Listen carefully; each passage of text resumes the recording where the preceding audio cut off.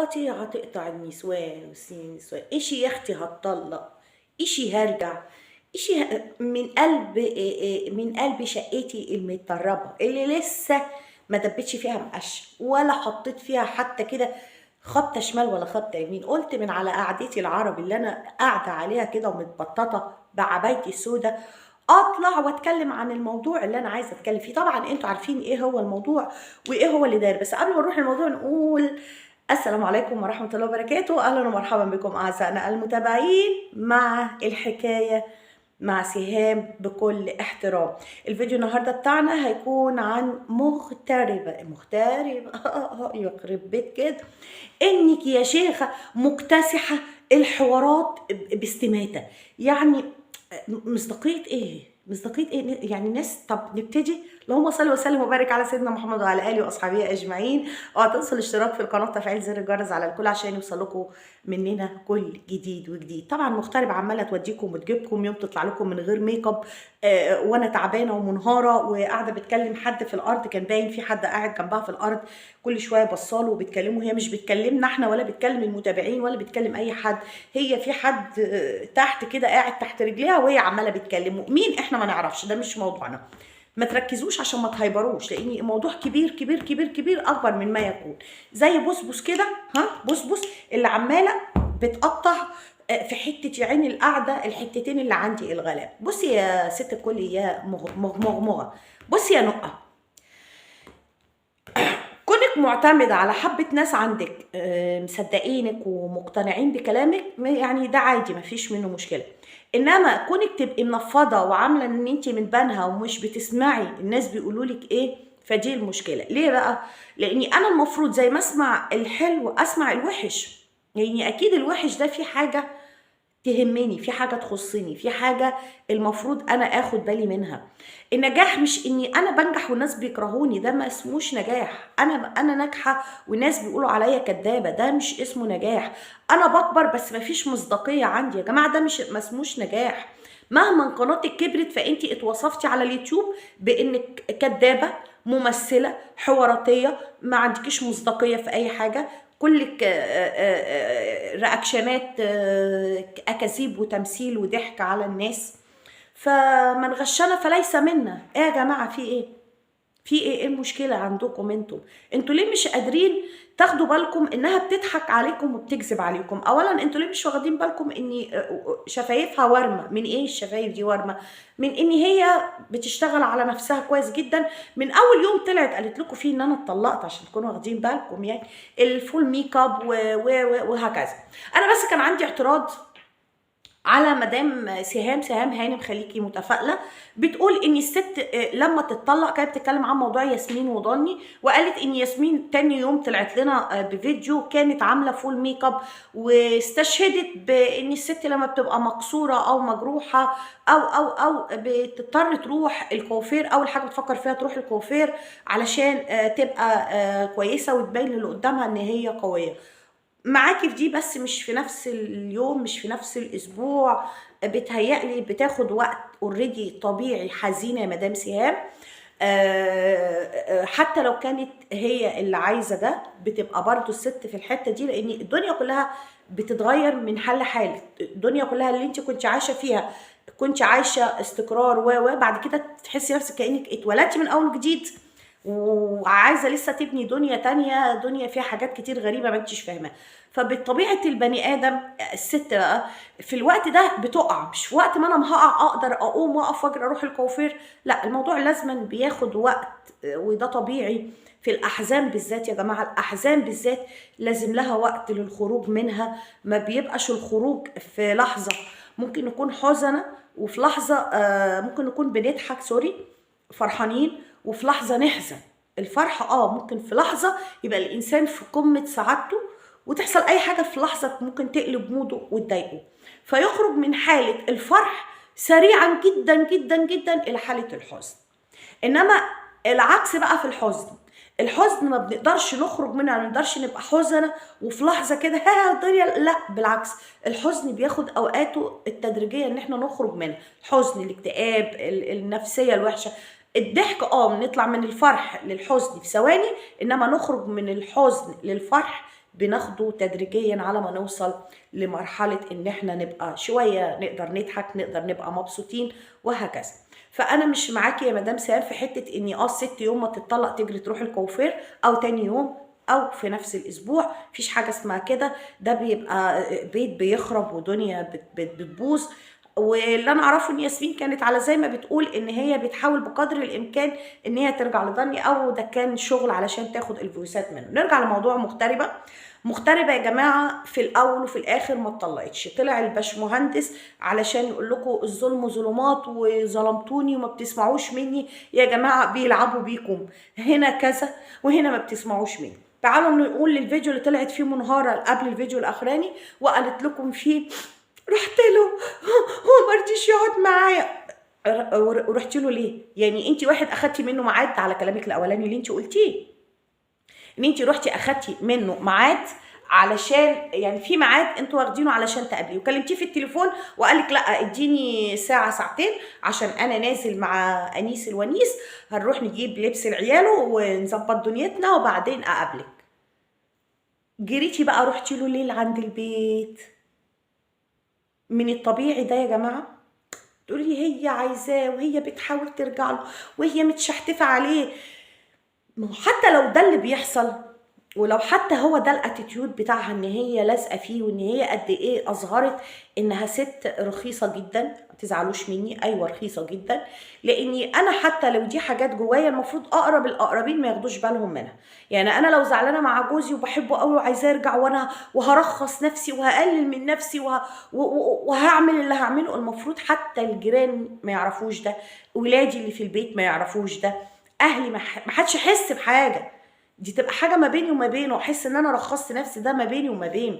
مش هطلع للدنيا كلها اقول لهم انا رخصت نفسي. مفيش مناديل للاسف عشان نعيط. يعني هنا تعيطوا وتنفنفوا وتبربروا في طرحكم زي كده، لان الدنيا هنا مفيش مناديل خلاص. فاللي عايزه تعيط عيطي مفيش مشكله، بس هنا تعيطي في طرحتك دلوقتي. يلا وانا رخصت نفسي رخصت نفسي رخصت نفسي، يا رب تتقبلوني وانا رخيصه كده، تتقبلوني يا حبيبتي. هما متقبلينك وانتي رخيصه، متقبلينك وانتي جربوعه، متقبلينك وانتي كدابه، متقبلينك وانتي يعني لو طلعتي قلتي انا مش بستحمى برضو هما متقبلينك. هما متقبلينك لان هما مصدقينك، ودي النصيبه. يعني هما مصدقينك ومتقبلينك حتى لو انتي رخصتي نفسك. ولا انتوا كمان هتسيبوني؟ لا، محدش هيسيبك، بل بالعكس ده انتي هتزيدي. ناس بتعشق حاجه اسمها فضايح والكلام في اسرار، واحنا كنا عايزين نطلع ناس محترمين وما نتكلمش في الطلاق وما نتكلمش في اسرارنا، واحنا كنا بنتريق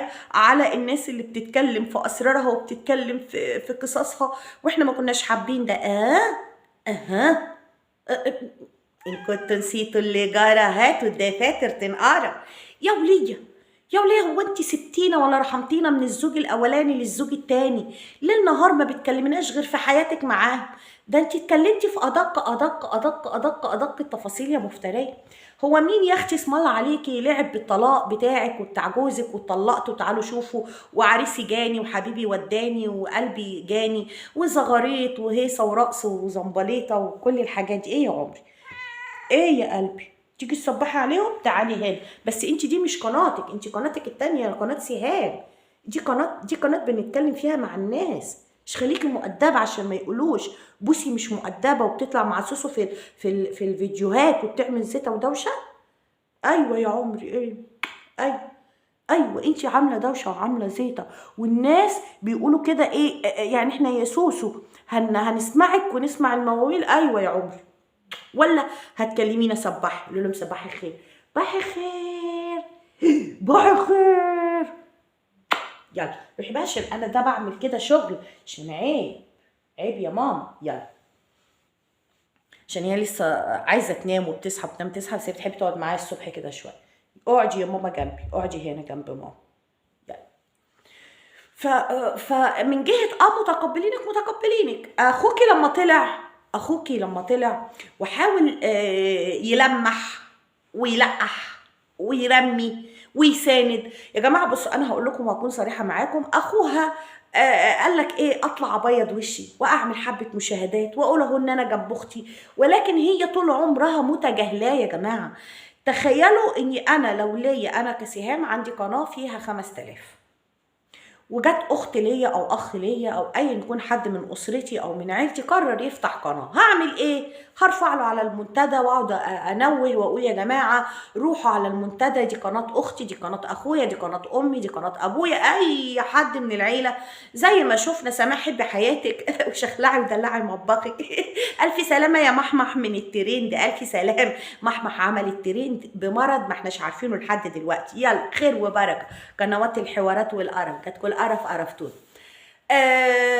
اللي هو يعني قال لك ايه، اطلع كده بقى يعني اهو اعمل مشاهدات في وسط المشاهدات، وهي اصلا متجاهلاوي يا عيني، راجل عايز يكبر قناته، وكل انسان بيحلم انه يكبر قناته. بقى رحتي كبرتي قناه بتشتم، وقناه بتسب، وقناه بتلعن، وقناه بتقذف محصنات وي وي وي وي، وعملتي اللي ما يتعمل مع قناه مش المفروض تدعميها لانها وحشه في حقك، ولكن بتثبتي كل دقيقة وكل ثانية وكل ساعة ان حضرتك اللي بتدعمي القناة اللي انت مطلعاها على مصرية في باريس. ولكن وما دعمتيش اخوكي ابن امك وابوك، ولما اخوها ابن امها بس يا كوكا بس العبي في حتة تاني، بس يا ماما العبي في حتة تاني. ولما اخوكي ابن امك وابوكي ما دعمتهوش، ما وقفتيش جنبه، فهل دوت يا جماعه يقول لنا او يقول لكم ان هي بنت حلال؟ ان هي يعني مش بنت حلال، يعني ما نقصدش ان احنا نقول يعني الله يرحم اباها وامها، ان هي فيها الخير لاناسها، فيها الخير لاهلها، ما فيهاش خير لحد. حاجات كتير قوي تبين لكم ان الانسانه دي انسانه انانيه، وتعمل اي حاجه علشان تبقى احسن من اي حد، حتى لو احسن من اخوها واحسن من اي حد. طلعت مجدت لنا مره واثنين وثلاثه، وهي المفروض متطلقه من الاستاذ رضا، الاستاذ رضا، فطلعت مره واثنين وثلاثه ومليون تمجد لنا في الاستاذ رضا، وتقول لكم الاستاذ رضا راجل محترم، بس النصيب وانا وانا وانا وانا. نرجع لحته ايه، هنفصل بس الفيديو ثواني، ادخل بوسي جوه عشان مش بتسمع الكلام شقيه، هندخلها جوه. روحوا اقعدي هناك طيب عشان ما دخلكيش جوه، روحوا اقعدي هناك، روحوا اقعدي هناك، اقعدي هناك، يلا روحي، روحوا اقعدي هناك في اي مكان تاني. ف تمجد فيه وهو يطلع يمجد فيها، وامور بايخه ما بينهم هما الاثنين.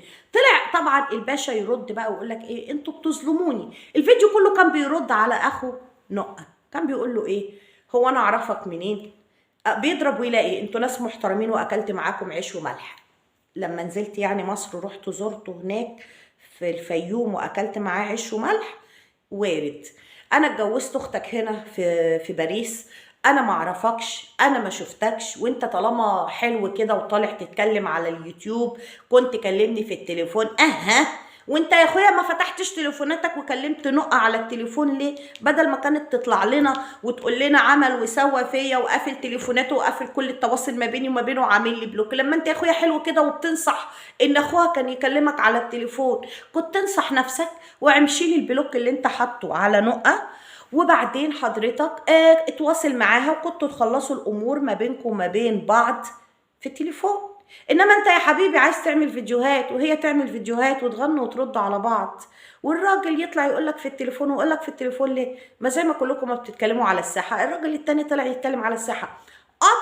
طلعت بيزنس اهم بكتير، وهو على راسي، وهو راجل شكله طيب وغلبان وله كل الاحترام عندنا، شفناش منه حاجه وحشه.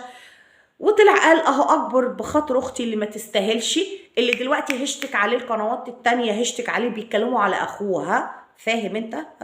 وانها ما قالتلكش ازاي تطلع تقول كده على اخويا، ودي حتى وحشه في حقي لما تطلع تكلم كده اخويا. لا لا لا لا، مش مهم اخوها، مش مهم ابوها، مش مهم اي حد، المهم انها ترضيك وتحسس عليك واللعبه تمشي. يا جماعه قلت لكم من اول فيديو ظهور الفيديو اللي هو راجع فيه لباريس، الفيديو مفبرك، وان هم بيمهدوا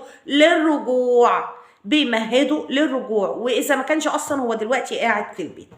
قالت لك ايه، هو اصلا يا جماعه هيقعد هنا علشان شغله، مش كان عنده شغل في شرم والغردقه بتهيألي، وبرده كان هيقعد في مصر عشان شغله.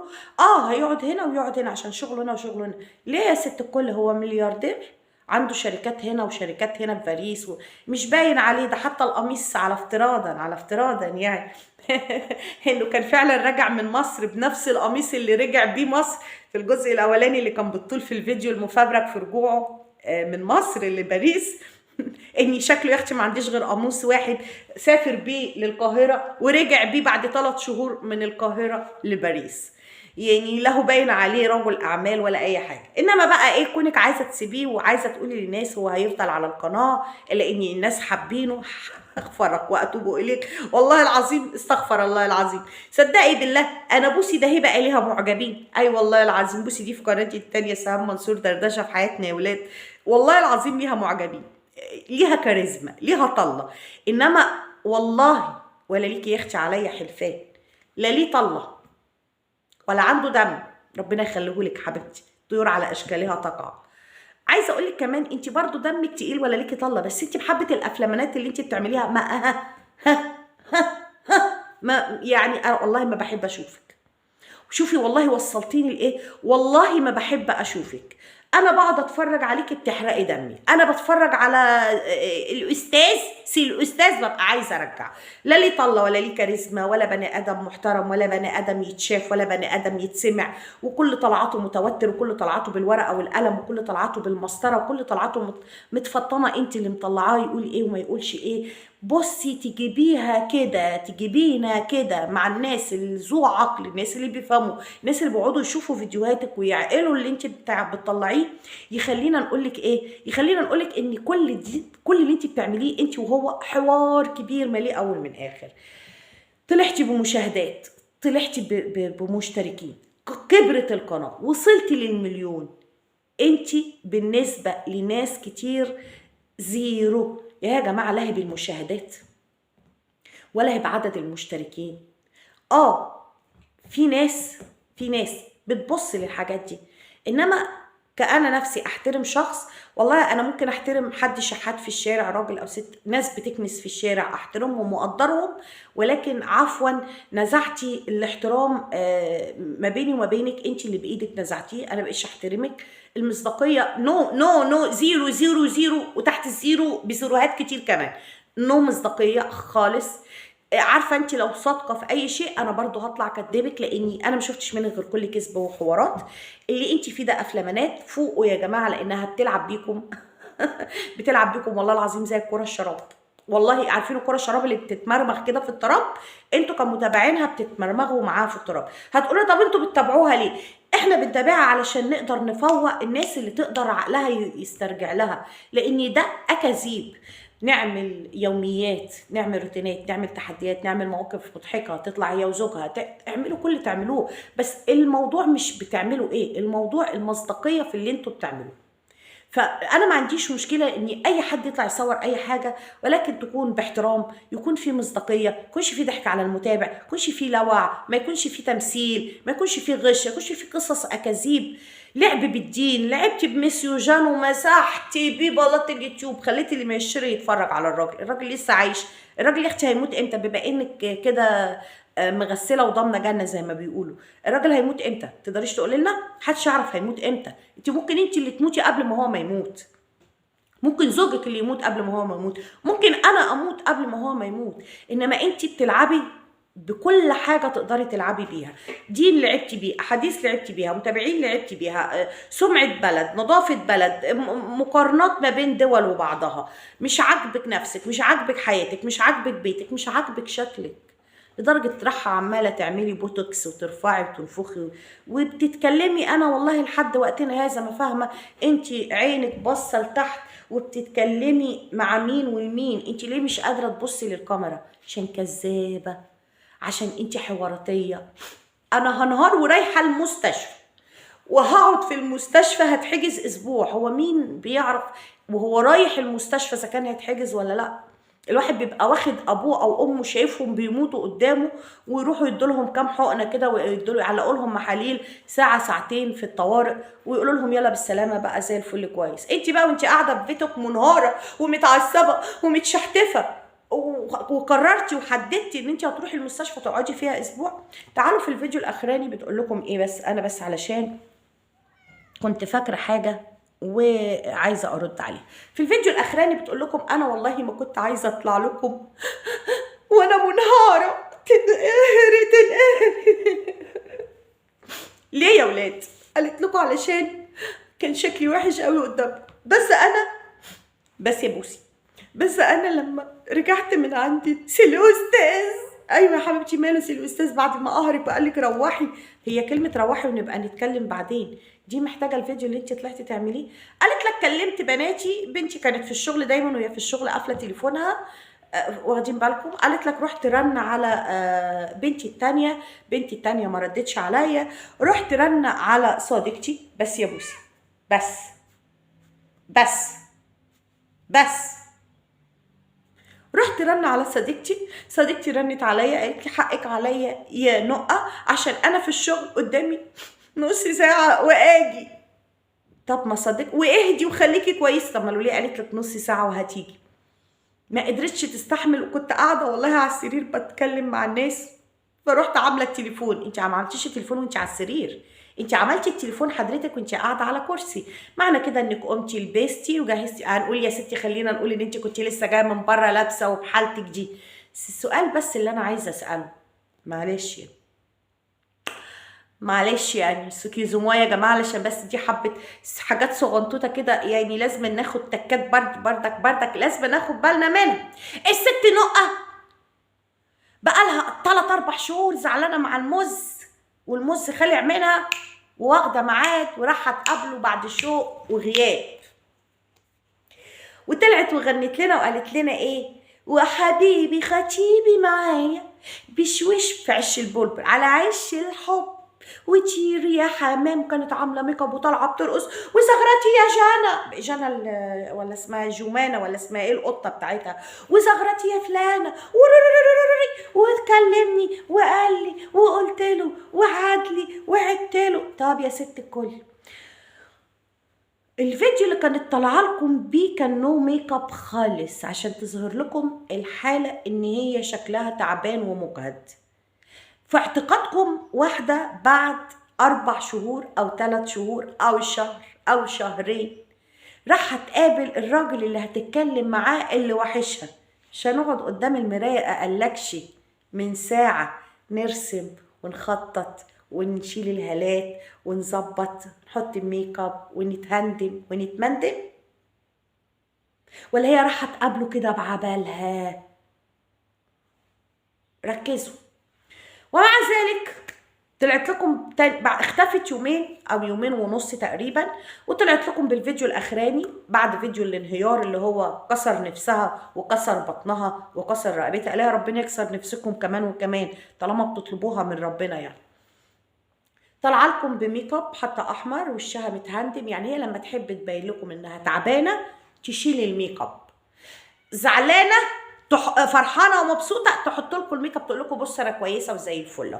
هي كلها عمليه ميك اب يا جماعه. يعني انا دلوقتي لو انا ده شكلي تعبان ومجهد لو قمت حطيت لكم ميك اب هتلاقوني زي الفل.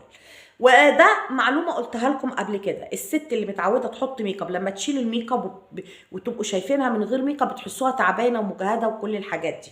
خلاص كده خلاص. اما العياط والنهنهه والمناخير لا دي ممثله بارعه ما تقلقوش، يعني تقدر تعيط في اي لحظه وفي اي وقت. فانتم مقتنعين وهي رايحه تقابله وهي رايحه تشوفه وهي كان قدامها ساعتين وتقابله وهي راحت قبل الميعاد بساعتين، ما كانتش عامله ميك اب، ما كانتش متزوقه، ما كانتش متهندمه، ما كانتش نفسيتها زي الفل انها رايحه تقابله. ده يقول لكم ايه؟ يقول لكم ان هي لا كان فيه مقابله ولا كان فيه باب ولا كان فيه نيله فيديوهات واشتغالات وتمهيد وقصص.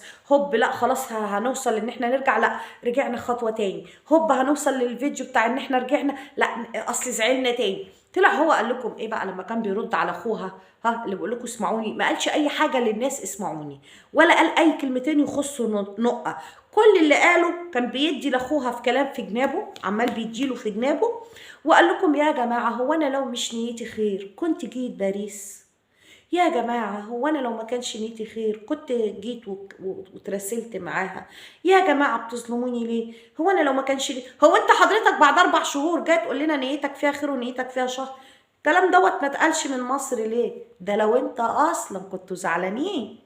انما شغل عليكم واستخفاف بعقولكم وهبل وعبط داير عليكم وانتم مصدقين ومأمنين وهبل كده زيهم. ربنا يكفينا ويكفيكم شر الهبل، وتفوقوا كده شويه وتبقوا فاهمين انتوا رايحين فين وجايين منين. ولحد هنا الفيديو بتاعنا خلص، كفايه عليكم كده. استنونا في فيديو تاني نقدر نكون بنتكلم فيه. معلش تأخير الفيديوهات على القناه دي او القناه التانيه، انتوا عارفين انا متشحططه في 3 بيوت، مش عارفه اروح فين ولا اجي منين. شكرا ليكم، نورتوا الدنيا كلها. واعتنسوا الاشتراك في القناه وتفعيل زر الجرس على الكل عشان يوصل لكم مننا كل جديد وجديد. واقول لكم السلام عليكم ورحمه الله وبركاته.